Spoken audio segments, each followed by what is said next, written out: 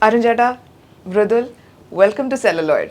Thank you so much. Yeah, ഞാൻ മിണ്ടിയും പറഞ്ഞും കണ്ടു. ഈ അടുത്ത കാലത്ത് തന്നെ ഇത്രയും കോൺവെർസേഷൻസ് ഹുക്ക് ചെയ്ത് വേറൊരു റൊമാൻറ്റിക് മൂവി ഇല്ല. Conversations were so hooking. I have lived those conversations. ഞാൻ അത് പറഞ്ഞിട്ടുണ്ട്, ആ വൈബ് എനിക്കുണ്ടായിട്ടുണ്ട്. ഗിഫ്റ്റ് ഓഫ് മാഗിയുടെ ഒരു ഇൻസ്പിറേഷനാണ് ഈ മൂവി എന്നൊക്കെ പറഞ്ഞിട്ട് ഞാൻ വേറെ ഇൻ്റർവ്യൂസിൽ ചേട്ടൻ പറയുന്നത് ഞാൻ കേട്ടു. I won't know that story. ഒന്ന്, പിന്നെ അതുപോലെ തന്നെ ഗിഫ്റ്റ് ഓഫ് മാഗിന്ന് ഇൻസ്പയർ ചെയ്യുമ്പോഴത്തേക്കും കോൺവെർസേഷൻസിന് ഇത്രയും പ്രാധാന്യം കൊടുത്തോണ്ട് തന്നെ എൻ്റെ സ്ക്രിപ്റ്റ് എഴുതണം എന്നുള്ളത് നിങ്ങളുടെ തീരുമാനമായിരുന്നോ? ലൈക്ക് അങ്ങനെ ഒരു തോട്ട് ഉണ്ടായിരുന്നോ? ഗിഫ്റ്റ് ഓഫ് ദ മാഗി അല്ല തുടങ്ങിയത്, എന്നെ ഇൻസ്പയർ ചെയ്ത മറ്റൊരു സിനിമയിൽ നിന്നാണ്. ഓക്കെ. അത് ഋതുപർണ ഘോഷിന്റെ, ബംഗാളി ഡയറക്ടറായ ഋതുപർണ ഘോഷിന്റെ റെയിൻകോട്ട് എന്ന് പറഞ്ഞൊരു സിനിമയുണ്ട്, അജയ് ദേവ്ഗണും ഐശ്വര്യ. റെയിൻകോട്ടിന്റെ ഒരു എന്നെ വളരെയധികം ഇൻസ്പയർ ചെയ്ത സിനിമയാണ്. അതിൻ്റെ ഒരു തീമും അതിൻ്റെ ഒരു വേ ഓഫ് അപ്രോച്ചും അപ്പം അതേപോലെ സിനിമ ചെയ്യണമെന്നായിരുന്നു ആദ്യം ആഗ്രഹിച്ചത്. But raincoat is actually based on a Bengali play. ആ Bengali play gift of the Magi based. Okay. അപ്പോൾ അതായത് ഗിഫ്റ്റിന്റെ എക്സ്ചേഞ്ച് വരുന്ന റെയിൻകോട്ടിലും ഇതുപോലൊരു സാധനം ഉണ്ട്. ഒരു മ്യൂച്വൽ സാക്രിഫൈസ് എന്ന് പറയുന്ന ഒരു സംഭവമാണ് റെയിൻകോട്ടിലുള്ളത്. പ്ലേയിൽ അതാണുള്ളത്. പ്ലേ എക്സാക്ട്ലി റെയിൻകോട്ട് പോലെ തന്നെയാണ്. സബ്ജക്റ്റാണ് ഇതിനെ ബേസ് ചെയ്തിരിക്കുന്നത്. ഗിഫ്റ്റ് ഓഫ് ദ മാഗി ആ ഷോർട്ട് സ്റ്റോറിയിൽ ഈ ഒരു കോൺസെപ്റ്റ് തന്നെയാണ്. നമ്മൾ ഈ ഗിഫ്റ്റ് ഓഫ് ദ മാഗിയുടെ ഈ കപ്പിളിന്റെ സാക്രിഫൈസ് എന്നുള്ള ആ ഒരു എലിമെന്റ് മാത്രമേ എടുത്തിട്ടുള്ളൂ. ബാക്കി നമ്മൾ വളരെ റൂട്ടഡ് ആയിട്ടുള്ള ഒരു 100% ഒരു സാധാരണ മലയാളിയുടെ ജീവിതം. സിനിമ കണ്ടപ്പോൾ അറിയായിരിക്കുമല്ലോ, പ്രവാസിയായിട്ടുള്ള സനലും ഹൈ റേഞ്ചിലുള്ള അയാളുടെ ഭാര്യ ലീന, ഇവർ തമ്മിലുള്ള ഈ സമയത്തുള്ള അവരുടെ പ്രണയം, കല്യാണ ശേഷമുള്ളവരുടെ പ്രണയം, പ്രസന്റ് ഡേയിലുള്ള പ്രണയവും അത് കോൺവെർസേഷനിലൂടെയാണ് പോയിക്കൊണ്ടിരിക്കുന്നത്. ഇതോടൊപ്പം തന്നെ ഇവരുടെ പാസ്റ്റ്, പല പല കാലഘട്ടങ്ങളിൽ ഇവരെന്തുകൊണ്ട് ഒരിക്കലും ഒരുമിക്കാൻ പറ്റിയിട്ടില്ല ഇവർക്കെന്ന് പറയുന്ന കുറേയധികം സന്ദർഭങ്ങൾ, അതെല്ലാവർക്കും റിലേറ്റബിൾ ആയിട്ടുള്ള സന്ദർഭങ്ങൾ. അപ്പോൾ ഇതിനെ കോർത്തിണക്കിക്കൊണ്ട് ഇൻ ദ എൻഡ് ഇവരുടെ ഒരു സാക്രിഫൈസ് അത് പറഞ്ഞു വെക്കുന്ന ഒരു സിനിമയാണ്. ഇന്നത്തെ കാലത്ത് കൂടുതലും സിനിമകളിൽ പെണ്ണ് ശക്തയാവണം, റിലേഷൻഷിപ്സിൻ്റെ പ്രോബ്ലങ്ങൾ ഉണ്ടാകുമ്പോഴത്തേക്കും അവൾ ഇറങ്ങി വരണം. That is right. അതിൽ ഒരിക്കലും ഞാൻ അതിനൊന്നും ഇത് പറയുന്നില്ല. പക്ഷേ എനിക്ക് തോന്നുന്ന ആൾക്കാരെ കുറെ കൂടെ റിലേഷൻഷിപ്സിൻ്റെ ഇമ്പോർട്ടൻസ് എന്നല്ല പറയുന്നത്, it is more than that, മനസ്സിലാക്കാൻ ഇത്തരം മൂവികളും ഇടയ്ക്ക് വേണം. റിലേഷൻഷിപ്പ് മുന്നോട്ട് പോകേണ്ടത് എന്നുള്ളതാണ് കുറച്ചും കൂടെ നമ്മൾ ഇത് ചെയ്തത്. അതായത് അവിടെ ഒരു പരസ്പര റെസ്പെക്റ്റ് ഉണ്ട്, ഒരു മ്യൂച്വൽ റെസ്പെക്റ്റ് ഉണ്ട്. രണ്ടുപേരുടെയും ആഗ്രഹങ്ങളെയും സ്വപ്നങ്ങളെയും ബാക്ക് ചെയ്യുന്നുണ്ട് ഇരുവരും. അല്ലാതെ ഞാൻ എൻ്റെ കാര്യം എനിക്ക് വേണ്ടിയിട്ട് നീ ഇങ്ങോട്ടേക്ക് വരണം എന്ന് അവനൊരിക്കലും ആവശ്യപ്പെടുന്നില്ല. അതുപോലെ അവൾക്ക് വേണ്ടിയിട്ട് എനിക്ക് വേണ്ടിയിട്ട് സനലേട്ടൻ തിരിച്ചിവിടെ വന്ന് നിൽക്കണം എന്ന് ഭയങ്കര അഡമൻ്റ് ആവുന്ന കേസസ് ഒക്കെ നമ്മൾ റിയൽ ലൈഫിൽ കാണാറുണ്ട്. അങ്ങനെയൊന്നുമില്ല. അവരവരുടെ എന്തുകൊണ്ടാണ് ഓരോ സ്ഥലത്തും സനൽ അവിടെ തന്നെ കണ്ടിന്യൂ ചെയ്യാൻ ഇഷ്ടപ്പെടുന്നത് എന്തുകൊണ്ടാണെന്നും ലീന എന്തുകൊണ്ടാണ് സ്വന്തം വീട്ടിൽ നിൽക്കാൻ ഇഷ്ടപ്പെടുന്നത് എന്നുള്ളത് പരസ്പരം മനസ്സിലാക്കി അതിനെ ബാക്ക് ചെയ്യുക എന്നുള്ളതാണ്. എനിക്ക് തോന്നുന്നു ഏതൊരു റിലേഷൻഷിപ്പ്, അതൊരു ദാമ്പത്യമാവണമെന്നില്ല, പ്രണയമാണെങ്കിൽ സൗഹൃദമാണെങ്കിലും ഒക്കെ, ഈ ഒരു mutual respect, mutual understanding is very important. അതാണ് നമ്മളും ബേസ് ചെയ്യാൻ ശ്രമിച്ചിട്ടുള്ളത്. ഇതൊക്കെ റിയൽ ലൈഫ്. നമ്മുടെ ഇപ്പം ഞാനും എൻ്റെ സ്പൗസുമായിട്ടുള്ള റിലേഷൻഷിപ്പ് പറയുകയാണെങ്കിൽ, ഞങ്ങൾ രാവിലെ അവളൊരു കട്ടൻ ചായയാണ്, ഞാനൊരു വൈറ്റ് ടീ ആണ്.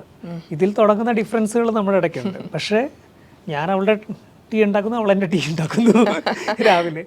ഇതേപോലെ തന്നെ ഞാൻ അവളുടെ ടീ ഉണ്ടാക്കുന്നു, അവൾ എൻ്റെ ടീ ഉണ്ടാക്കുന്നു. പക്ഷേ ഇതേപോലെ തന്നെ നമ്മളൊരു സിനിമയ്ക്ക് പോയാലും ഇപ്പം ചിലപ്പോൾ ഞാൻ കയറുന്നൊരു സിനിമയ്ക്കല്ല അവൾ കയറുന്നത്. I mean V respect each others choices എന്ന് പറയുന്നത്. അപ്പോൾ അതേപോലുള്ള ക്യാരക്ടേഴ്സാണ് ഇതിൽ. ഇവർ രണ്ടുപേരും അവരവരെ ഈച്ച് അതർ അവരുടെ ചോയ്സുകളെ അവർ റെസ്പെക്ട് ചെയ്യുന്നു, അംഗീകരിക്കുന്നു. പിന്നെ ഞാൻ പറഞ്ഞില്ലേ, ഞാൻ ഒരുതരം സിനിമയ്ക്കും എതിരായിട്ടുള്ള ആളല്ല. ചില സിനിമകൾ പറഞ്ഞു വയ്ക്കുന്ന ഒരു രാഷ്ട്രീയമുണ്ട്. ഇപ്പം എന്തുകൊണ്ടായിരുന്നു ഗ്രേറ്റ് ഇന്ത്യൻ കിച്ചൺ പോലൊരു സിനിമ അത് പറഞ്ഞു വയ്ക്കുന്ന ഒരു രാഷ്ട്രീയം നമുക്കറിയാം. തീർച്ചയായിട്ടും അതിനെ പരിപൂർണമായിട്ട് റെസ്പെക്ട് ചെയ്യുന്നുണ്ട് ഞാൻ. ഇപ്പം ഈ സിനിമയിൽ നമ്മൾ പറയാൻ ഉദ്ദേശിക്കുന്നത് ഇത് കുറച്ചും കൂടെ ഒരു പലതരം കപ്പിൾസ് അല്ലേ പറയുമ്പോൾ, നമ്മൾ ഒരേപോലത്തെ അല്ലല്ലോ ഒരു കപ്പിളും. അപ്പം ഇതിൽ പറഞ്ഞു വെക്കുന്നത് സനലിൻ്റെയും ലീനയുടെയും കഥയാണ്. അവരങ്ങോട്ടും ഇങ്ങോട്ടും വളരെയധികം മ്യൂച്വലി റെസ്പെക്റ്റ് കൊടുക്കുന്ന അവരുടെ ബിഹേവിയർ പാറ്റേൺ. ഒരു സ്ത്രീയും പുരുഷനും ഒരുമിച്ച് ജീവിതം തുടങ്ങുമ്പോൾ അവർക്കറിയാം അവർ വ്യത്യസ്തമായിട്ടുള്ള സാഹചര്യങ്ങളിൽ വന്ന ആൾക്കാരാണ് എന്നുള്ളത്. അതിലൊരു അങ്ങോട്ടും ഇങ്ങോട്ടുള്ള ഒരു മ്യൂച്വൽ അണ്ടർസ്റ്റാൻഡിംഗ് ഇല്ലാതെ ഒരിക്കലും റിലേഷൻഷിപ്പ് പ്രോഗ്രസ് ചെയ്ത് പോവില്ല. നിങ്ങൾ രണ്ടുപേരും എനിക്ക് തോന്നുന്നു അക്കാര്യത്തിൽ ഭയങ്കരമായൊരു ലോക്കുണ്ട്. ബിക്കോസ് റിലേഷൻഷിപ്സിൻ്റെ നുവാൻസസ്, അതിൻ്റെ ഇൻട്രിക്കറ്റ് ആയിട്ടുള്ള നുവാൻസസ് ഭയങ്കരമായിട്ട് നിങ്ങളെ ക്യൂരിയസ് ആക്കുന്ന പോലെ കരിയർ തുടങ്ങിയപ്പം ലൂക്കാലാണെങ്കിലും ലൂക്കൽ വേറൊരു രീതിയിലായിരുന്നു. അതായത് കുറച്ച് ക്രൈമും ത്രില്ലിങ്ങും ഒക്കെ ആയിട്ടുള്ള ഒരു റൊമാൻസ്. അത് ഫിക്ഷൻ ആണെന്ന് വേണമെങ്കിൽ കഥ പറയുമ്പോഴത്തേക്ക്, അല്ലെങ്കിൽ ഇത് ഫിക്ഷനിലേ ഉണ്ടാവുകയുള്ളൂ ആ സ്നേഹം എന്ന് തോന്നാം. അതും റിയൽ ആയിരിക്കാം, പക്ഷെ അത് എന്തുകൊണ്ട് നമുക്ക് കൂടുതൽ റിയലായിട്ട് തോന്നുന്നു ഞാൻ പറയാം. ഇതെന്തുകൊണ്ട് കൂടുതൽ റിയലായിട്ട് തോന്നുന്നത്? നമ്മൾ ഒരു ആർട്ട് ഫോമിനെ എടുക്കുകയാണെങ്കിൽ അതിനെ പരിപൂർണമായിട്ട് റിയലിസ്റ്റിക് ആയിട്ട് അപ്രോച്ച് ചെയ്യാം, അല്ലെങ്കിൽ ഒരു സറിയൽ പല രീതിയിൽ അതിനെ അപ്രോച്ച് ചെയ്യാം. റിയലിസവും സറിയലിസം ഇതിനിടയ്ക്കായിരിക്കും എല്ലാ ആർട്ട് ഫോമും. ഇതെല്ലാം ആർട്ട് തന്നെയാണ്. ഇപ്പോൾ ലൂക്കയെ സംബന്ധിച്ച് ചിലപ്പോൾ എനിക്ക് തന്നെ, ഞാൻ ഇതിനെ ഒരു അസസ് ചെയ്യുമ്പോൾ ഞാൻ പറയാറുണ്ട്, ഈ അക്ബർ എന്ന് പറയുന്ന പോലീസുകാരൻ വായിക്കുന്ന ഡയറിയിലൂടെയാണ് ലൂക്കയും നിഹാരികയും നമ്മൾ സിനിമയിൽ കാണിക്കുന്നത്. ഇത് ഇയാളുടെ ഇമാജിനേഷൻ മാത്രമാവാം. ശരിക്കുള്ള ലൂക്കയും നിഹാരികയും ചിലപ്പോൾ ഒരു പക്ഷെ അങ്ങനെ ആവണമെന്ന് പോലും ഇല്ല എന്ന് ഞാൻ പറയാറുണ്ട്. സോ ആ വേൾഡിന് ഒരു ഡ്രീം ലൈക്ക് ലെയർ കൊടുത്തിട്ടുണ്ട്. അത് ഡെലിബറേറ്റ് ആണ് സിനിമയിൽ. വേറെ മിണ്ടിയും പറഞ്ഞു വരുമ്പോൾ അത് ഡീപ്ലി റൂട്ടഡ് ഓൺ റിയലിസം ആണ്. അത് നമ്മൾ ഇപ്പം ലൂക്കയിൽ ആർട്ട് നമ്മൾ ഫില്ല് ചെയ്യുകയാണെങ്കിൽ, മിണ്ടിയും പറഞ്ഞു വരുമ്പോൾ നമ്മളൊരു സ്ഥലം ഐഡന്റിഫൈ ചെയ്ത് ഷൂട്ട് ചെയ്യാനുള്ള ലൊക്കേഷൻ ഐഡന്റിഫൈ ചെയ്ത് പലപ്പോഴും അവിടെയുള്ള സാധനങ്ങൾ റിമൂവ് ചെയ്യുകയാണ് ചെയ്യാറ്. ശരിക്കും അവർ ഇതുപോലത്തെ ഒരു സാഹചര്യത്തിൽ ജീവിച്ചിരുന്ന് തോന്നുന്ന രീതിയിലുള്ള ഒരു വീട്, ആ വീട് കണ്ടു, ആ സ്പേസിലുള്ള അവർ ജീവിക്കുന്ന അന്തരീക്ഷം അതേപോലെ മെയിൻറ്റെയിൻ ചെയ്യാണ് ചെയ്തിട്ടുള്ളത്. അവിടെ കൂടുതൽ ആർട്ട് ഫില്ല് ചെയ്യല്ല, അവിടുന്ന് പലത് റിമൂവ് ചെയ്യാണ് ചെയ്തിട്ടുള്ളത്. അപ്പോൾ ഞാൻ കുറച്ചും കൂടെ റിയലിസ്റ്റിക് ആയിട്ടുള്ള, കുറച്ചും കൂടെ സിംപ്ലിസിറ്റി ഉള്ളൊരു അപ്രോച്ചാണ് അപ്പോൾ അതിനെ ഒബ്ജക്റ്റീവ് ഇത്രയേ ഉള്ളൂ. ഏറ്റവും മിനിമൽ ആയിട്ടുള്ള ഒരു സിനിമ ചെയ്യുക, ഏറ്റവും സിമ്പിൾ ആയിട്ടുള്ള ഒരു സിനിമ ചെയ്യുക, റിലേറ്റബിൾ ആയിട്ടുള്ളൊരു സിനിമ ചെയ്യുക. പിന്നെ ഏറ്റവും simple form of art is most complex form of art. സിംപ്ലിസിറ്റിക്കാണ് ഏറ്റവും കോംപ്ലക്സിറ്റി ഉള്ളത്. ലൂക്ക നിഹാരിക എന്ന് പറയുന്ന റിലേഷൻഷിപ്പ് കുറെ പേരൊക്കെ നമ്മളോട് അതിന്റെ റിവ്യൂ പോലെയൊക്കെ പറയുമ്പോൾ പറയാറുണ്ട്, it's something which they want to have in their life. അവരുടെ റിലേഷൻഷിപ്പ് ഇങ്ങനെ ആയിരുന്നെങ്കിൽ, അല്ലെങ്കിൽ ഈ പറഞ്ഞ പോലെ ഡ്രീമിന്റെ ഒരു സ്വഭാവം, നമ്മൾ ആഗ്രഹിക്കുന്ന ഒരു റിലേഷൻഷിപ്പ് എന്ന് പറയുന്ന ഒരു സംഭവമാണ്. മിണ്ടിയും പറഞ്ഞിലേക്ക് വരുമ്പം അവർ ഓൾറെഡി ജീവിക്കുന്ന ഒരു റിലേഷൻഷിപ്പാണത്. അതുകൊണ്ടാണെന്ന് തോന്നുന്നു നമുക്ക് വരുന്ന അഭിപ്രായങ്ങളിലൊക്കെ കൂടുതലും ഇത് ഞങ്ങളുടെ ഇടയിൽ നമ്മൾ പറയുന്ന കോൺവെർസേഷൻസ് ആയിട്ട് ഫീൽ ചെയ്യാറുണ്ട്, അല്ലെങ്കിൽ ഞങ്ങൾ കടന്നു പോയിട്ടുള്ള സിറ്റുവേഷൻസ് ആയിട്ടുണ്ട്. ഇപ്പം ഇന്നലെ ഞങ്ങൾക്ക് വന്നൊരു സോഷ്യൽ മീഡിയയിൽ വന്നൊരു റിവ്യൂവിലുള്ളത്, ആ എഴുതിയിരിക്കുന്ന പെൺകുട്ടിയും അവരുടെ ഹസ്ബൻഡും ഓൾട്ടർനേറ്റ് മന്ത്സിൽ ഈ ലോങ് ഡിസ്റ്റൻസിലേക്ക് പോകുന്നവരാണ്. അപ്പോൾ അയാളുടെ ജോലി demands like 1 month he will be away, 1 month he will be with her. ആ 1 month ഇവർ കടന്നു പോകുന്ന എല്ലാ ഇമോഷൻസും നമ്മൾ സിനിമയിൽ കാണിച്ചിട്ടുണ്ടെന്നാണ് അവർ നമ്മളോട് പറഞ്ഞത്. ഈ ഒരു വ്യത്യാസമുണ്ട് രണ്ട് കപ്പിൾസും തമ്മിൽ. ഒന്ന്, നമ്മൾ വാനബിയാണ്, നമ്മൾ ഇങ്ങനെയൊക്കെ വേണം, ഒരു ഭയങ്കര സ്വപ്നതുല്യമായ ജീവിതം എന്നൊക്കെ പറയുന്ന വളരെ കളർഫുള്ളായത്. മറ്റേത് it's A slice of life. ഇങ്ങനെയാണ് എല്ലാ റിലേഷൻഷിപ്പുകളും, അത്യാവശ്യം ആരോഗ്യപരമായി പോകുന്ന എല്ലാ റിലേഷൻഷിപ്പിലും ഈ പറഞ്ഞ സംഭവങ്ങളൊക്കെ ഉണ്ടാവും എന്നുള്ളതാണ്. പിന്നെ ലൂക്കയിലെ ക്യാരക്ടേഴ്സ് ട്രോമാറ്റിക് ആണ്. ഇതിലെ രണ്ട് ക്യാരക്ടേഴ്സും അണ്ടർഗോ ചെയ്യുന്ന ട്രോമാസ് രണ്ട് രീതിയിലുണ്ട്. അതിനെ അവർ ഫൈറ്റ് ചെയ്യുന്ന, ഇപ്പോൾ ലൂക്കയുടെ നെക്രോഫോബിയ, തനാറ്റോഫോബിയ പോലുള്ള കണ്ടീഷൻസിനെ ഫൈറ്റ് ചെയ്യാനാണ് ആർട്ട് ഒരു മീഡിയം. പുള്ളിയുടെ സ്ക്രാപ്പ് ആർട്ടിസ്റ്റ് ആയത് തന്നെ പുള്ളിയുടെ ഈ കണ്ടീഷനെ ഫൈറ്റ് ചെയ്യാൻ വേണ്ടിയിട്ടാണ്. നിഹാരികയുടെ ട്രോമേനെക്കും ഒരു ക്യൂറായിരുന്നു ലൂക്കയായിട്ടുള്ള റിലേഷൻഷിപ്പ്. ആ ട്രോമകൾ ഇവരെ കണക്ട് ചെയ്തിട്ടുണ്ട്. അത് പക്ഷെ അങ്ങനത്തെ ഒരു ഡാർക്ക്, എന്താ പറയുന്നത്, അങ്ങനത്തെ ഒരു ട്രോമകൾ മാത്രം പറഞ്ഞു വയ്ക്കുന്ന സിനിമ ആയിട്ട് അപ്രോച്ച് ചെയ്ത ഒരു പക്ഷേ അത് പ്രേക്ഷകൻ തീർച്ചയായിട്ടും എൻഗേജ് ചെയ്യാമെന്ന് ഞാൻ വിശ്വസിക്കുന്നില്ല. അപ്പോൾ അതിന് നമ്മൾ വേറൊരു നൂലും കൂടെ ഉണ്ടാക്കിയതാണ്. അതിനൊരു ക്രൈം ഡ്രാമയുടെ സ്വഭാവം.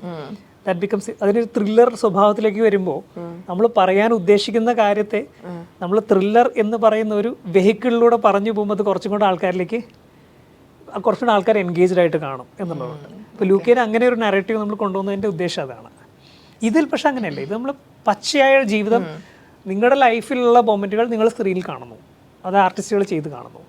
ഇപ്പം ഞാൻ പലപ്പോഴും പറയാറുണ്ട്, എൻ്റെ സിനിമകളിൽ ഉടനീളം ക്യാരക്ടേഴ്സ് കാറിലിരുന്നുള്ള ഈ കപ്പിൾസ് കാറിൽ നിന്നുള്ള സംഭാഷണങ്ങൾ ഒത്തിരി ഉണ്ടാവാറുണ്ട്. ഇത് ഞങ്ങളുടെ ഇടയ്ക്ക് എപ്പോഴും സംഭവിക്കുന്നതാണ്. ഇപ്പം ഞാനും എൻ്റെ വൈഫും എല്ലാ ദിവസവും വൈകുന്നേരം ഒരു റിലീജിയസ്ലി ഇവിടെ എടപ്പള്ളിലാണ് ഞങ്ങൾ താമസിക്കുക. എടപ്പള്ളി മുതൽ പനമ്പള്ളി നഗർ വരെ പോയി ഒരു റൗണ്ട് അടിച്ചിട്ട് തിരിച്ചു വരും. ഞങ്ങളുടെ ഒരു പ്രൈവറ്റ് സ്പേസ് എന്ന് പറയുന്നത് ഞങ്ങളുടെ കാറിലുള്ള കോൺവെർസേഷനാണ്.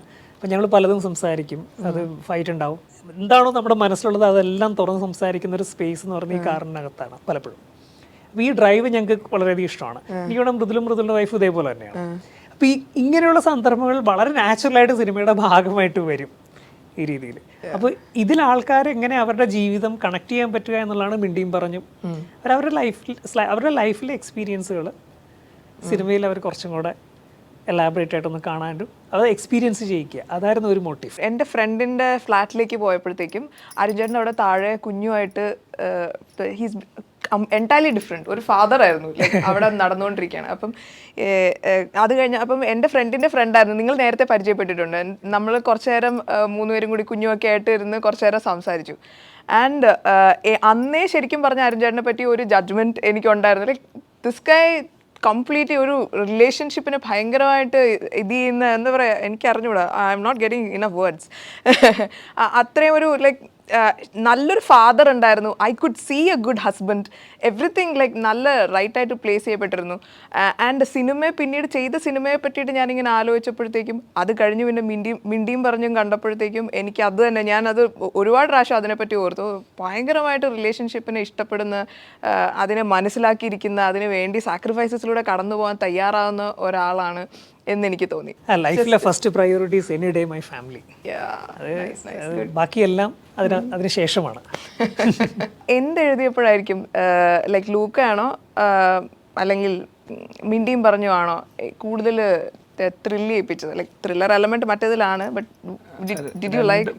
രണ്ടും രണ്ട് രീതിയിലുള്ള ഒരു നമുക്ക് തന്ന സന്തോഷം രണ്ടാണ്. ഒന്ന്, നമ്മൾ ആദ്യമായിട്ട് ചെയ്യുന്ന ഒരു സിനിമ, അപ്പോൾ അതിൻ്റെ ഒരു എക്സൈറ്റ്മെന്റ് ഉണ്ട്.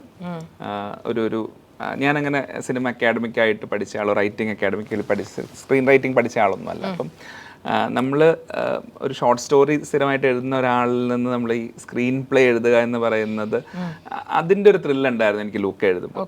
നമുക്ക് ഒരു സീൻ കൺസ്ട്രക്ട് ചെയ്യുന്നു അല്ലെങ്കിൽ അതിൻ്റെ പ്ലേ എഴുതുന്നു എന്നൊക്കെ പറയുന്ന സംഭവം. അപ്പം അതിൻ്റെ ഒരു എക്സൈറ്റ്മെൻറ്റ് അതായിരുന്നു. നമ്മൾ ആദ്യമായിട്ട് അങ്ങനെ ഒരു സിനിമ ചെയ്യാൻ പോകുന്നു എന്ന് പറയുന്ന സന്തോഷം. മിണ്ടിയും പറഞ്ഞു എഴുതുന്നത് എനിക്ക് വളരെ തെറാപ്യൂട്ടിക് ആയിട്ടൊരു എക്സ്പീരിയൻസ് ആയിരുന്നു. ഐ മീൻ, ഞാൻ വളരെ ആസ്വദിച്ച് യാതൊരു സ്ട്രെസ്സും സ്ട്രെയിനും ഇല്ലാതെ, കാരണം എനിക്ക് ആ സ്പേസസ് അറിയാം. അപ്പം ഇതിൽ വന്നു പോകുന്ന ജോഗ്രഫി മുഴുവൻ ഞങ്ങൾക്ക് പരിചയമുള്ള ജോഗ്രഫിയാണ്. അപ്പോൾ ഞങ്ങൾ രണ്ടുപേരും മൂവാറ്റുപുഴയിൽ നിന്നുള്ളവരാണ്. അവിടെ നിന്ന് മുകളിലേക്ക് കയറി കഴിഞ്ഞാൽ അരുൺ ചേട്ടൻ്റെ അമ്മ വീട് ഇരിക്കുന്നത് ഇടുക്കിക്ക് പോകുന്ന വഴിക്കാണ്, മൂലമറ്റ അടുത്താണ്. എൻ്റെ റൂട്ട്സ് ഉള്ളത് ഹൈ റേഞ്ചിൽ, കോർ ഹൈ റേഞ്ചിലാണ്. അപ്പം നമ്മൾ ഈ ലൈഫ് കണ്ടിട്ടുണ്ട്. അപ്പം ഇതിൽ പറയുന്ന പല സ്ഥലങ്ങളിലും എനിക്ക് എൻ്റെ റിലേറ്റീവ്സും കാര്യങ്ങളും ഒക്കെ ഉണ്ട്. അപ്പം എനിക്കിത് എഴുതാൻ ഭയങ്കര എളുപ്പമായിരുന്നു. പിന്നെ ഇതിൽ പറയുന്ന കാര്യങ്ങൾ എന്ന് പറയുന്നത് റിലേഷൻഷിപ്പാണ്. ഒരു ഹസ്ബൻഡ് വൈഫ് റിലേഷൻഷിപ്പിൽ വളരെ നല്ലൊരു റിലേഷൻഷിപ്പിലൂടെ പോകുന്ന ആളാണ് ഞാനാണെങ്കിൽ. അപ്പം എനിക്ക് അതിൻ്റെ അകത്ത് നുവാൻസസ് എഴുതുക, അല്ലെങ്കിൽ ഞങ്ങളുടെ ലൈഫിൽ നടക്കുന്ന അല്ലെങ്കിൽ കോൺവെർസേഷൻസ് എഴുതുക എന്നൊക്കെ പറയുന്നത് ഭയങ്കര രസമായിട്ട് അതിലെ എല്ലാ ഇമോഷൻസിലൂടെയും കടന്നു പോയി. അവരുടെ ഒരു ലവ് ബിഫോർ മാരേജ് എഴുതുന്ന സമയത്ത് എനിക്കിപ്പോഴും ഓർമ്മയുണ്ട്. ഞാൻ എൻ്റെ എഴുതുന്ന മുറിയിൽ ഞാനന്ന് പാട്ടുകൾ ഇങ്ങനെ വെച്ചിട്ടുണ്ട്. ഒരു റൊമാൻറ്റിക് പ്ലേലിസ്റ്റ് ഇങ്ങനെ ബാക്ക്ഗ്രൗണ്ടിൽ ഓടിക്കൊണ്ടിരിക്കുകയാണ്. ഞാൻ അത് വെച്ചിട്ടൊക്കെയാണ് എഴുതുന്നത്. അപ്പോൾ എനിക്ക് ഭയങ്കര സാറ്റിസ്ഫൈങ് ആയിട്ടുള്ളൊരു എക്സ്പീരിയൻസ് മിണ്ടിയും പറഞ്ഞും എഴുതുമ്പോഴായിരുന്നു. കാരണം എനിക്ക് മനസ്സിലാവുന്നുണ്ടായിരുന്നു എഴുതുമ്പോൾ ഇതൊരു നല്ല സിനിമയായിട്ട് ഇവോൾവ് ആയി വരുന്നുണ്ട്. ഇപ്പോൾ സാധാരണ ഞാൻ എഴുതുന്ന ഞാനൊരു 10 സീൻ എഴുതിയിട്ട് അരുൺ ചേട്ടന് കൊടുത്തിട്ടുണ്ടെങ്കിൽ there would be some corrections, അല്ലെങ്കിൽ ഇതിൽ 2 നമുക്ക് ആവശ്യമില്ല, അല്ലെങ്കിൽ അങ്ങനെ പോകേണ്ട കാര്യമില്ല. പക്ഷെ ഇതിൽ എനിക്ക് തോന്നുന്നു നമ്മൾ എഴുതി കൊടുക്കുന്നതെല്ലാം തന്നെ അരുൺ ചേട്ടൻ ഇത് ഓക്കെ, കൂടുതലും ഇത് ആ ലൈനിൽ പോവാൻ നമുക്ക്.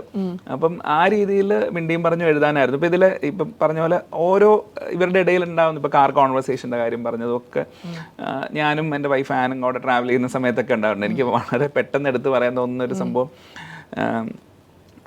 സനലിൻ്റെ ഉണ്ണി ചെയ്ത ക്യാരക്ടർ അപർണയുടെ വീട്ടിൽ കൊണ്ടുവിടാനായിട്ട് ട്രാവൽ ചെയ്യുന്നുണ്ട്. അപ്പോൾ പറയുന്നത് നിന്നെ കൊണ്ടുവിട്ടിട്ട് ഞാൻ തിരിച്ചു പോരും എന്ന് പറയുമ്പം അപർണ ഇത് ചെയ്യുന്നുണ്ട്, ചേട്ടൻ എന്താ എൻ്റെ വീട്ടിൽ ഒരു ദിവസം നിന്നാലെന്ന് ചോദിക്കുന്നത്. ഇതെനിക്ക് തോന്നുന്നു ഒരു 99% ഭാര്യ ഭർത്താക്കന്മാരുടെ ഇടയിൽ ഉണ്ടാകുന്ന കോൺവെർസേഷനാണ്. അപ്പം ഇങ്ങനത്തെ കാര്യങ്ങളെല്ലാം വരുമ്പം ഒരു ചെറിയ ഗ്രിൻ നമ്മുടെ ചുണ്ടിലോട് വെച്ചിട്ടാണ് ഞാനിത് എഴുതുന്നത്. അപ്പം ഞാനതിൻ്റെ ഒരു ഫസ്റ്റ് ഡ്രാഫ്റ്റ് എഴുതി കഴിഞ്ഞ് എൻ്റെ എല്ലാ ഇതും വായിക്കുന്ന എൻ്റെ ഒരു കസിൻ ഉണ്ട്, ആൾ ഒരുപാട് വായിക്കുന്ന ഒരാളാണ് അരുൺ, വേറൊരു അരുണാണത്. അപ്പോൾ അരുണിന് ഞാൻ അയച്ചു കൊടുത്തത്, അരുണിൻ്റെ ഒരു ഫസ്റ്റ് ഫീഡ്ബാക്ക് എനിക്ക് വരുകയും ചെയ്തപ്പോഴത്തേക്ക് അരുൺ എന്നോട് പറഞ്ഞൊരു ഫീഡ്ബാക്ക് ഉണ്ട്, എടാ ഇതൊരു ചെറുകഥ വായിക്കുന്ന സുഖമുണ്ട് ഇത് വായിക്കുമ്പോൾ എന്ന് പറഞ്ഞു.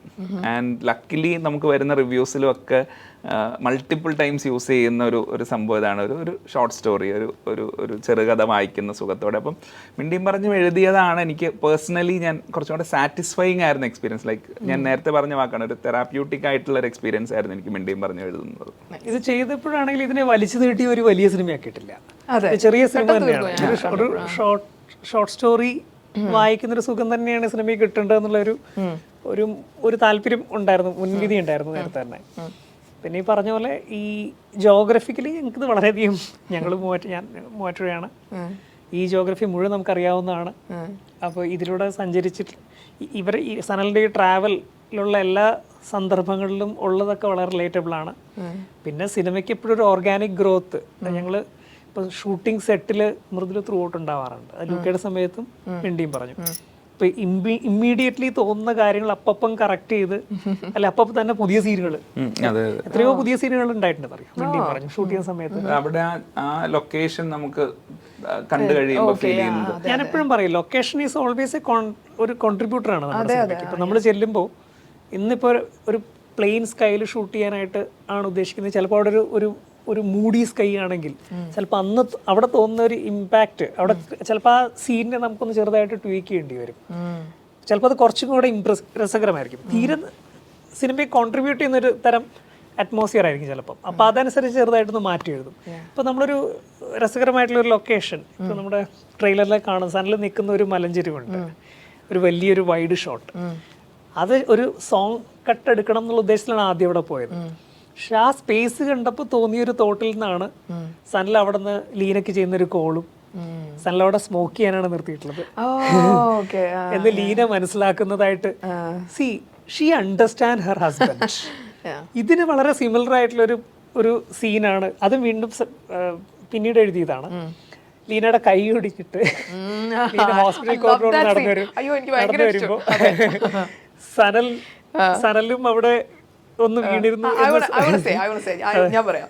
അപ്പം കൈ ഒടിഞ്ഞിട്ട് നിൽക്കണം. അപ്പം ഫ്രണ്ട് ദുബായിൽ നിന്ന് കൊടുത്തയച്ച സാധനം, ദുബായ് വേറെ കൊടുക്കാൻ വേണ്ടി വന്ന സാധനങ്ങൾ ഏൽപ്പിക്കാൻ വേണ്ടി പോകുമ്പോഴത്തേക്കും ചോദിക്കും, അയ്യോ കൈ എന്ത് പറ്റി, ഒരാഴ്ചയായിട്ട് വിളിച്ചിട്ടില്ലല്ലോ, എന്ത് പറ്റി, നിങ്ങൾ തമ്മിൽ സംസാരമൊന്നുമില്ല. അപ്പൊ പുള്ളി മനസ്സിലാക്കും കൈ ഒടിഞ്ഞിട്ടാണ് ഇത് വിളിക്കാത്തത്, മറച്ചു വെച്ചേക്ക, കൈ ഒടിഞ്ഞ കാര്യം ഭർത്താവിനോട് പറഞ്ഞിട്ടില്ല.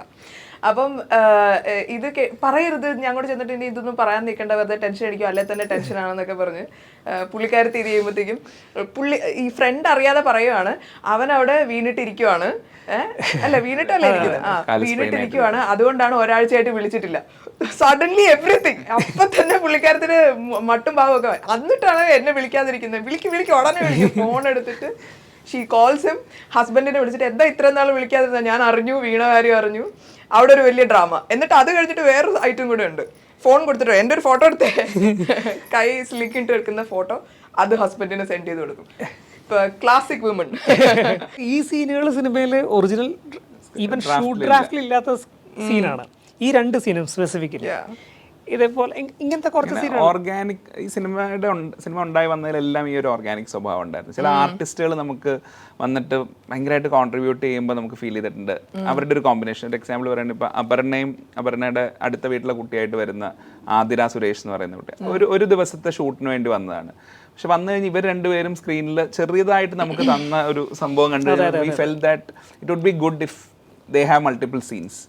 അപ്പൊ നമ്മൾ ചെറിയ ഒന്ന് രണ്ട് സംഭവങ്ങളും കൂടെ എഴുതി അവിടെ വെച്ച് വർക്ക്ഔട്ട് ചെയ്യാം. അപ്പൊ ഈ ഒരു ഓർഗാനിക് വളർച്ച ഈ സിനിമയ്ക്ക് എല്ലാ ഫേസിലും ഉണ്ടായിരുന്നു. ഇപ്പൊ ഇതിന്റെ ഒരു പോസ്റ്റിൽ പോലും നമുക്ക് ഇതിനെ റീവർക്ക് ചെയ്തുകൊണ്ടിരിക്കാൻ, ഇപ്പം അതിന്റെ ടൈറ്റിൽ സീക്വൻസും എൻ ക്രെഡിറ്റ്സും നമ്മുടെ അടുത്ത് എല്ലാവരും പറയാറുണ്ട്, ഒരു കാരിക്കേച്ചർ സ്വഭാവത്തിൽ ഇവരുടെ വോയിസ് ഓവേഴ്സ് കൊടുത്തിട്ടുള്ള സംഭവം. അത് സ്ക്രിപ്റ്റിലുള്ളതല്ല, നമ്മൾ ഷൂട്ട് ചെയ്തുകൊണ്ടിരിക്കുമ്പോഴാണ് തീരുമാനിക്കുന്നത് ഓപ്പണിംഗ് ക്രെഡിറ്റ്സ് ഇങ്ങനെ ആക്കാം എന്നുള്ളത്. ടെലിഫോണിക് കോൺവെർസേഷൻ അതാണല്ലോ ശരിക്കും. അപ്പം അത് കഴിഞ്ഞിട്ട് പോസ്റ്റ് പ്രൊഡക്ഷൻ ഒരു ഫേസ് കഴിഞ്ഞിട്ടാണ് നമുക്ക് തോന്നുന്നത് തുടക്കം അങ്ങനെയാണ്, എന്നാൽ നമുക്ക് ക്ലോസിങ്ങും അങ്ങനെ ആക്കാം. അപ്പം ഈ ക്യാരക്ടേഴ്സിന്റെ ഒരു ക്ലോഷർ ഉണ്ടാവും കുറച്ചും കൂടെ ആളുകൾക്ക്. അപ്പം ഇതിനെല്ലാ ഫേസിലും ഈ ഓർഗാനിക് സ്വഭാവം ഉണ്ടായിരുന്നു. സാധാരണ ഒരു സിനിമയുടെ ഇപ്പം ഒരു തിരക്കഥയുടെ ഫസ്റ്റ് ആക്ടിൽ ക്യാരക്ടർ എക്സ്പോസിഷൻ എടുക്കുന്ന ഒരു ചെറിയ ടൈമുണ്ട്. നമ്മുടെ സിനിമയുടെ ടൈറ്റിൽ സീക്വൻസിൽ ക്യാരക്ടർ എക്സ്പോസിഷൻ ഓൾറെഡി നടന്നു കഴിഞ്ഞു. ക്യാരക്ടേഴ്സിനെ കാണിക്കാതെ അവരുടെ കോൺവെർസേഷനിലൂടെ തന്നെ അത് സനൽ എവിടെയാണെന്നും ലീന ഇവിടെയാണെന്നും അവരുടെ ഇടയ്ക്കുള്ള പ്രശ്നങ്ങൾ ഇതാണെന്നും ഒക്കെ നമ്മൾ ആ ടൈം. അതുകൊണ്ട് തന്നെ ഇപ്പൊ ഈ റീസെന്റ് ചില റിവ്യൂസ് ഒക്കെ വരുമ്പോൾ ഞാൻ ശ്രദ്ധിക്കാറുണ്ട്, സാധാരണ ഞങ്ങൾ ടൈറ്റിൽ സ്കിപ്പ് ചെയ്ത് പോവാറുണ്ട്. ഈ പടം ഞങ്ങൾ ടൈറ്റിൽ മുഴുവൻ ഫ്രം ദ വെരി ബിഗിനിങ് ഇവരുടെ കോൺവെർസേഷൻ ശ്രദ്ധിച്ചിരുന്നു എന്ന് പറയുന്നത്. ഓപ്പണിംഗ് ഡയലോഗ് അതായിരുന്നു, ഞാൻ മറന്നുപോയി. ഹുക്ക് ചെയ്തിരുന്നു എന്ന് പറയാം, ടൈറ്റിൽ മുതൽ. അതെ, ടൈറ്റിൽ ഈവൻ എൻ ക്രെഡിറ്റ്സും ത്രൂ ഔട്ട് ആൾക്കാർ കണ്ടു. കാരണം ഇവരുടെ കോൺവെർസേഷൻ അവിടെയും പോയിക്കൊണ്ടിരിക്കുകയാണ്. സിനിമ ബേസിക്കലി ഈ സിനിമ പറഞ്ഞു വെക്കുന്നത് സംഭാഷണങ്ങളുടെ ഇമ്പോർട്ടൻസ് ആണ്, കമ്മ്യൂണിക്കേഷൻ്റെ ഇമ്പോർട്ടൻസ് ആണ്. അതാ from the very beginning till the end കോൺവെർസേഷനായിട്ട് തന്നെ നമ്മൾ ട്രീറ്റ് ചെയ്തേക്കുന്ന ഒരു സിനിമയാണ്. ഇതിൽ ഒരു non linear kind of experiment ചെയ്തിരിക്കുക. കാരണം ചില സമയത്ത് ഇങ്ങനെ പെട്ടെന്ന് ഓക്കെ ഇങ്ങനെ പെട്ടെന്ന് ഇത് അങ്ങനെ ഒരു അപ്പൊ എനിക്ക് തോന്നി അതൊരു എക്സ്പെരിമെന്റൽ ആയിട്ട് എനിക്ക് ഫീൽ ചെയ്തു. ആക്ച്വലി ഈ സിനിമ നോക്കിയാൽ വളരെ സിമ്പിൾ ആയിട്ടുള്ള ഒരു കഥയല്ലേ, വളരെ സിമ്പിൾ ആയിട്ടുള്ള ഏറ്റവും സിംപ്ലസ്റ്റ് ആയിട്ടുള്ള ഒരു കഥയാണ്. ഇതില് വളരെ എക്സ്പെരിമെന്റൽ ആയിട്ട് ചെയ്തൊരു അപ്രോച്ചാണ് ഈ സാധാരണ നമ്മൾ ഇതിലെ സനലിന്റെയും ലീനയുടെയും ഇന്നത്തെ കാലഘട്ടം അത് പറഞ്ഞു പോകുന്നത് ശരിക്കും ലീനിയർ ആയിട്ടാണ്. ഇവരുടെ പഴയ കാലഘട്ടങ്ങൾ ഇവരുടെ മെമ്മറീസ് എന്ന് പറയുന്നത് നോൺ ലീനിയർ ആയിട്ടാണ്. അവിടെ ഒരു നോൺ ലീനിയർ, അതും ക്രോണോളജിക്കൽ ഓർഡറിലല്ല. സനലിന്റെ ഫസ്റ്റ് മെമ്മറി പോകുന്നത് സനൽ കഴിഞ്ഞ പ്രാവശ്യം ഗൾഫിന് പോകുന്നതിന്റെ തലേദിവസത്തെ രാത്രിയാണ്. പിന്നെ ഏതോ ഇൻബിറ്റ്വീൻ ഒരു സമയത്താണ് അവരുടെ മാരേജ്. ഇതിന് മുന്നെയാണ് മറ്റൊരു, അതിന് ശേഷം വരേണ്ട ഒരു സീൻ അതിന് മുന്നെയാണ്. അങ്ങനെ ഒരു ക്രോണോളജി ബ്രേക്ക് ചെയ്തുകൊണ്ടിട്ടുള്ള ഒരു നറേറ്റീവ്, അത് വളരെ ഡെലിബറേറ്റ് ആയിട്ടുള്ള ഒരു എക്സ്പെരിമെന്റൽ ചോയ്സ് ആയിരുന്നു സിനിമയുടെ. കാരണം നമ്മുടെ മെമ്മറീസ് അങ്ങനെയല്ലേ പോകുന്നത്. നമ്മളൊരു യാത്ര പോകുന്ന സമയത്ത് നമ്മൾ ഒരാളെ പറ്റി ചിന്തിക്കുകയാണെങ്കിൽ ചിലപ്പോൾ കടന്നു പോകുന്ന സ്ഥലങ്ങളെ വെച്ചിട്ടായിരിക്കും അതിനൊരു ക്രോണോളജി ഉണ്ടാവണം. നമുക്കൊരു ട്രിഗറാണ് എപ്പോഴും മെമ്മറിക്ക് കിട്ടുന്നത്. ആ ട്രിഗർ ഒരിക്കലും എനിക്ക് മറ്റേ ക്രോണോളജി അനുസരിച്ച് വരണം എന്ന് പറയാൻ പറ്റില്ല. അപ്പോൾ എൻ്റെ ഒരു ഫ്രണ്ടിനെ പെട്രോൾ പമ്പിൽ വെച്ച് കണ്ടു കഴിഞ്ഞ് അവനുമായിട്ട് സംസാരിക്കുമ്പം എനിക്ക് അവനുമായിട്ടുള്ള ഏറ്റവും നല്ല ഓർമ്മയായിരിക്കും എൻ്റെ മനസ്സിലേക്ക് വരിക. ഇതുപോലെ ഈ പറയുന്ന പോലെ ഒരു ഇപ്പോൾ ഫസ്റ്റ് ഓപ്പണിംഗ് സീക്വൻസിൽ പിറ്റേ ദിവസത്തേക്ക് വേണ്ടി പാക്ക് ചെയ്യുന്ന സമയത്ത് അവളുടെ ഒരു നൈറ്റി അവൻ എടുത്തു വെച്ചിട്ടുണ്ട്. അപ്പോൾ ആ നൈറ്റി കാണുമ്പോൾ അവന് ഓർമ്മ വരുന്നത് അവർ ലാസ്റ്റ് ടൈം പോരുന്നതിൻ്റെ തലേ ദിവസം അവള് ഇട്ടിരുന്ന നൈറ്റി മടക്കിയെടുത്തതിലേക്ക് വെക്കുന്നതാണ്. ഇതിനൊരു ക്രോണോളജി ഇല്ല, നമ്മുടെ മെമ്മറീസിന് ഒരിക്കലും ഒരു ക്രോണോളജി ഇല്ല. നമ്മൾ അത് തന്നെയാണ്. അപ്പം ചിലരെങ്കിലും നമ്മളോട് പറയാറുണ്ട് ഈ നോൺ ലീനിയർ സ്ട്രക്ചർ ഭയങ്കര കോംപ്ലക്സ് ആയിട്ട് ഫീൽ ചെയ്തു. കുറച്ച് ഏജ്ഡ് ആയിട്ടുള്ളവരൊക്കെ എനിക്ക് ഇന്നലെ വന്ന ഒരു മെസ്സേജിലുണ്ടായിരുന്നു, അതിങ്ങനെ കുറച്ച് കൂടുതലായിട്ട് ഫീൽ ചെയ്തു. അപ്പം നമ്മുടെ ഒരു ക്രിയേറ്റീവ് ചോയ്സ് തന്നെയായിരുന്നു അത്. ശരിക്കും ഇങ്ങനെയുള്ള ചോയ്സുകൾ എടുക്കുന്ന സമയത്ത് നമുക്ക് കുറച്ച് ഒരു ചലഞ്ചാണ്, അഡ്വഞ്ചറാണ്. നമ്മളിത് കണക്ട് ആവുമെന്നൊക്കെ പല പ്രാവശ്യം ചിന്തിക്കും. ഈ സിനിമയുടെ നമ്മുടെ ഇനിഷ്യൽ ഫസ്റ്റ് 2-3 ഡ്രാഫ്റ്റ് ഒക്കെ കഴിഞ്ഞ സമയത്ത് പലപ്പോഴും ഈ ക്വസ്റ്റ്യൻ നമ്മുടെ ഇടയ്ക്ക് ഉണ്ടായിട്ടുണ്ട്, ഇതിനെ നമ്മൾ കുറച്ചും കൂടി ലീനിയർ ആക്കണോ. പക്ഷെ ഇത് ഞാൻ എടുത്തൊരു ഡെലിബറേറ്റ് ചോയ്സ് ആണ്, ലെറ്റ്സ് ഗോ ഇറ്റ്. ഇത് നമുക്ക് പൊളിച്ച് തന്നെ ചെയ്യാം. ഇത് കംപ്ലീറ്റ്ലി ഇത് നോക്കാൻ നമുക്ക് ആൾക്കാർക്ക് വർക്ക് ആവുന്നുണ്ടോ. I think it worked. ഒരു അങ്ങനെ തന്നെയാണ് എനിക്കും ഫീൽ ചെയ്യുന്നത്. ഒരു റൗണ്ട് ഒരു ആദ്യത്തെ ഒരു 3 ഫ്ലാഷ് ബാക്ക് കട്ട്സ് ഒക്കെ കണ്ടു കഴിയുമ്പോഴത്തേക്കും people will get to know that okay ഇതാണ് ഇതിന്റെ രീതി എന്നുള്ളതിലേക്ക് വരുന്നുണ്ട്. Anyways, it was really nice talking to you. Same here. Yeah. Very nice to talk. നല്ല കംഫർട്ടബിൾ ആയ ഒരു ചാറ്റ് ആയിരുന്നു അല്ലേ. ഐ ഹോപ്പ് ആൾക്കാർക്കും അതുപോലെ തന്നെ കണക്റ്റായി സിനിമ കണക്ട് ആയതുപോലെ തന്നെ ചാറ്റും കണക്റ്റായി. ഞാൻ തിരിച്ചാ പറയണേ കാണുമെന്ന് വിശ്വസിക്കുന്നു. Thank you so much. Thank you so much. Cinema Sun നെക്സ്റ്റിൽ സ്ട്രീം ചെയ്യുന്നുണ്ട്. എല്ലാവരും കാണാത്തവരൊക്കെ ഇനിയും കാണും, അഭിപ്രായങ്ങൾ അറിയിക്കും. Thank U.